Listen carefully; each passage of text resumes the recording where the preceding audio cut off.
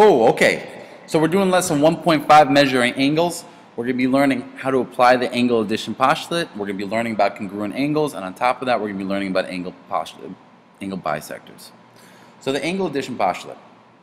The angle addition postulate states that the sum of two smaller angles, these guys right here, on the interior of an angle equals the bigger angle.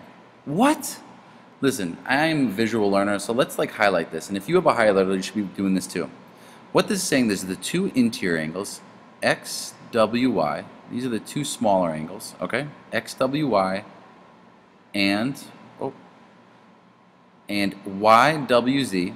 Okay, these are our two smaller angles, are going to equal this bigger angle, x, w, z.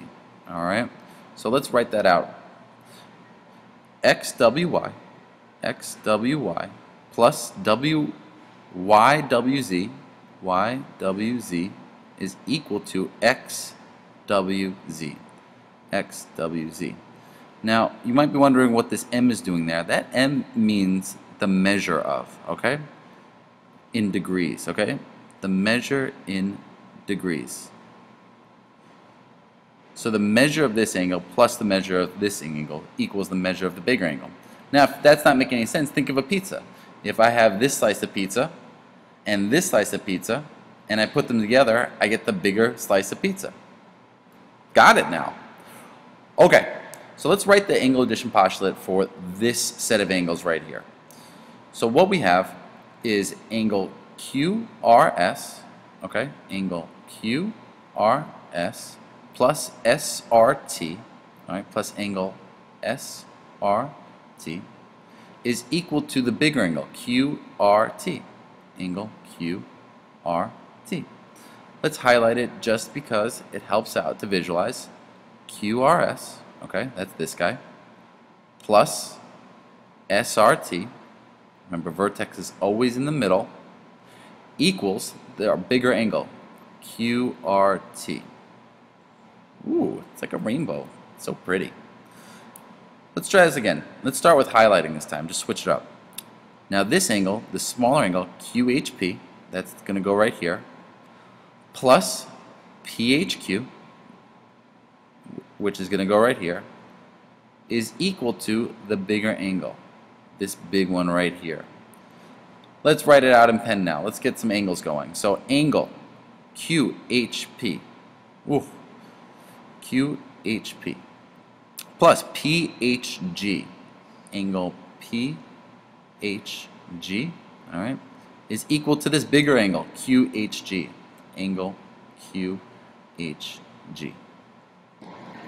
All right, let's use the angle addition postulate to do some problem solving. To start, we know that the measure of KLB is 26 degrees, and KLB is this guy right here, okay? And I'm just going to put a little mark there. And it's 26, so what we should do is probably fill that in, okay? Because the first thing we're going to do when we're solving a problem is fill in the angle measures. So this is 26 degrees. Great, awesome, we know something. Second, we know that the measure of BLM is 60 degrees. Well, let's track down BLM. BLM, where are you? You're right here, BLM. And you are equal to how many degrees? 60. We're trying to find the measure of KLM, right? That's the bigger one. So let's just highlight the bigger one for you. We're trying to find KLM. And that will go, the bigger one always goes there. And I forgot that. So how do we solve this? Well, first thing you always do after filling in the angle measures is to write out the angle addition postulate. All right, we got that done. Now let's write out the angle addition postulate. And we know that the two smaller angles, which is KLB, look at the yellow, plus the angle BLM, right, look at the purple, is equal to the bigger angle, which is angle KLM. From here, once we've written out the angle addition postulate, we substitute the angle measures. KLB is equal to 26 degrees. BLM is equal to 60 degrees. And KLM is what we're looking for. So what we'll do is just add up these two angles. We get 86 degrees, and boom, we know what the angle KLM is equal to. And that makes sense. 26 plus 60 equals 86, which is the whole angle. We just did it. All right, let's try a different kind of question, okay? Now for this one, we know that the measure of XWZ is equal to 121. And XWZ is actually the bigger angle. That's what it's giving us, all right? So the bigger angle is what it's always equal to, and that's equal to 121. And let's put that on the outside. Now what we also know is XWY is 59, and XWY, oh, let's change colors, is right over here, and that's 59 degrees. Finally, what we're looking to find out is this guy, YWZ, and that's what's going to go over here. So let's fill in the angle measures. Sorry, we did that. We got to fill in the angle measures on the drawing. 2, we're going to write out the angle addition postulate. So we know the two smaller angles, which is the yellow, or XWY, plus angle YWZ is equal to the bigger angle, which is angle XWZ. From here we substitute the values in. So we know that number XWZ is 121, that goes over here. We know angle XWY is 59 degrees, which is over here. And what we're trying to find is this. We're trying to figure this out, so we don't know anything about it. To solve this, well, we're going to have to subtract 59 degrees from both sides of the equation. We're subtracting 59 degrees. And what that gives us is angle YWZ, this cancels, is equal to 62 degrees. And let's see if that makes sense. YWZ is right here. YWZ, that's 62 degrees. If we added these two together, 62 plus 59, does that equal the bigger angle? Yeah, it does. So that makes complete sense. Okay, finally, it's our last example.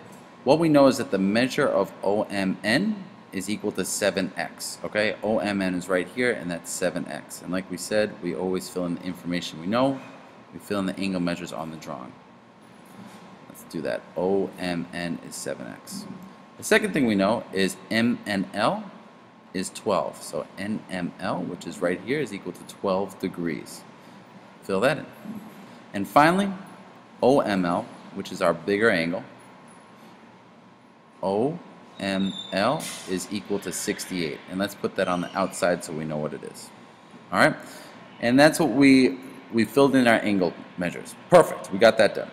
2, write out the angle addition postulate. So we know that angle OMN, okay, that's this angle right here, plus angle NML, that's the smaller angle, is equal to the bigger angle, OML. Angle OML. Good. We wrote out the angle addition postulate.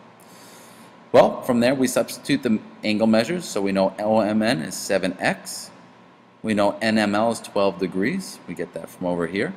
And we know OML is 68 degrees. Now we just have to solve this. Now, as I always say, if you know how to solve it, go for it. You can move on, fast forward the video, and do it on your own. If not, I can help you out a little bit. So we're going to put our variables on this side, our constants on this one. First thing we have to do is move over the 12, right? Because we start with addition. So let's subtract 12 from both sides. All right?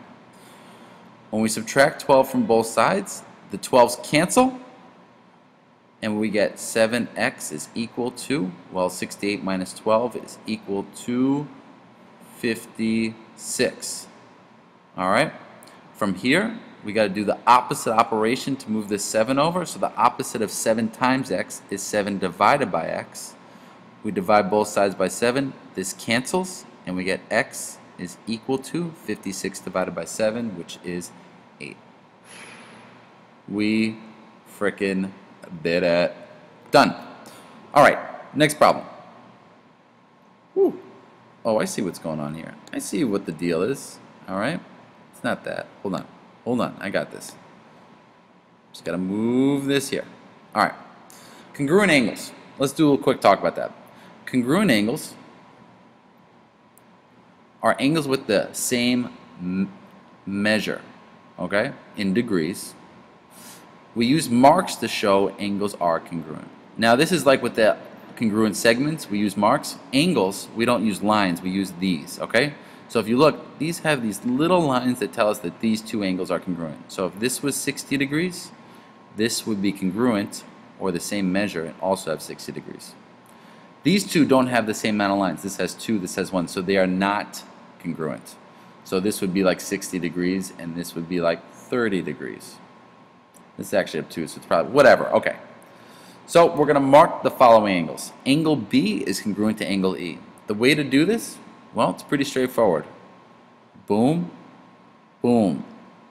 That means they're congruent. If I want to get a little fancy, I could do even 2, as long as they both have the same thing. So these both are congruent. Number 2, list the congruent angles and sides. Okay, well, let's look at this. I know about sides, so I know that XY, okay, XY is congruent to XZ. These two segments are congruent. I also know that this angle, angle Y, is congruent to angle Z, right? Because they have the same marks. And angle X, well, nothing else has 2 marks, so it's not congruent to anything, and that's it. We did it. Now we're going to mark the trapezoid with the following information. So follow me. AB, which is over here, is congruent to CD. So AB is congruent to CD. Awesome.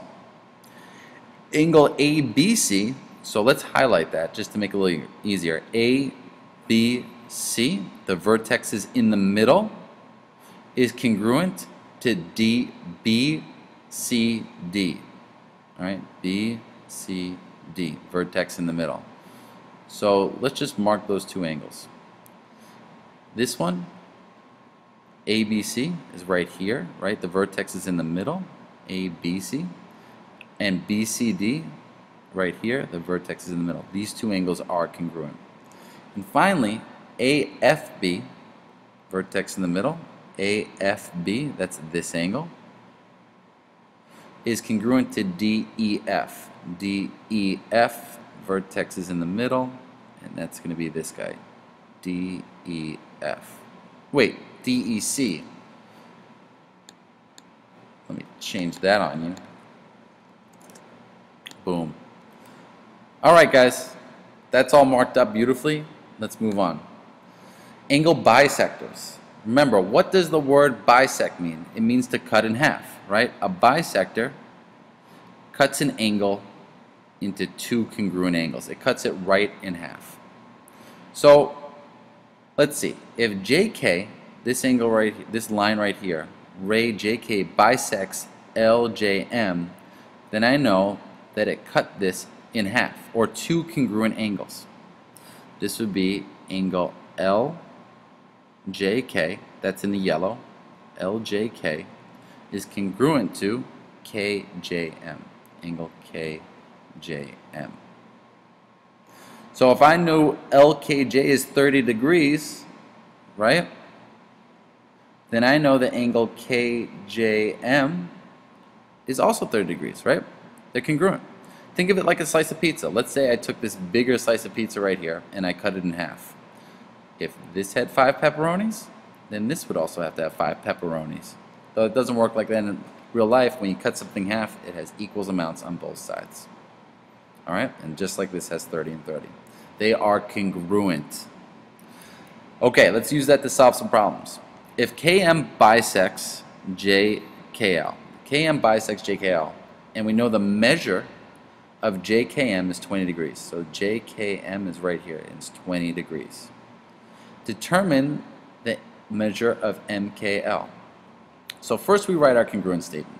Because we know KM bisects this angle, we're going to say that JKM, angle JKM, is congruent to MKL. Alright, angle MKL. It cut it in half, so this is congruent to this.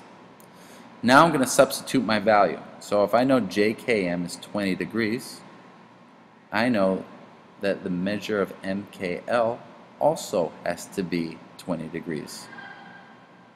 And it's already solved for us. And let's see if that makes sense. Well, if this is 20 degrees, this also must be 20 degrees because it's been bisected. Easy, done, we're the best. Challenge problem. We know QS bisects PQR. That's the bigger angle. PQS is 4x plus 24. Now, as we know, we must label when we read. So this is 4x plus 24. And SQR, which is over here, is 7x. We want to find what is the angle PQS. Now to do that, we have to find out what x is. So, we filled in our angles. Now we got to write our congruent statement. Let's start there, okay? So we know that angle PQS, this angle right here, has to be equal, congruent to angle SQR. Why? Because if this is the bisector, that makes this congruent to this. And I should have done that on this too. This is congruent to this. Alright? What we have to do now is substitute our values. So PQS is 4x plus 24. And we know SQR is 7x. Alright? Just substitute our values. Now we solve. If you know how to solve, go for it. If not, check it out. What we're going to do is put these lines. Now this side has numbers on it, and this one just has number and variable. So we're going to make this our variable side and this our number side. So to move the variable to this side, to the variable side, what we have to do is use the opposite operation. And since this is a positive 4x, we have to subtract 4x from both sides. Alright? We have to minus 4x from both sides. This cancels and we get 24 is equal to 3x. Now to solve it, this is 3 times x, and to bring this number to the opposite side, we have to use opposite operations, so we're going to divide both sides by 3. Boom. And we get x is equal to 8. Well done. Now that's not what the question's asking us though. We just solved for x. What we're really trying to find is the measure of PQS. Well, what we're going to have to do is substitute x in for PQS. Now we know the measure of PQS, alright, is 4x plus 24. To find what this measure of this angle is, we have to substitute x with 8, right? Because we know x is equal to 8. We do 4 times 8, which is 32, alright, degrees, plus 24 degrees. And so that means the measure of PQS is equal to 56 degrees. We did it! We got to the end of the lesson. 17 minutes and 42 seconds later. Thank you for sticking with me. You are awesome. Remember guys, math is life, and don't kick cats.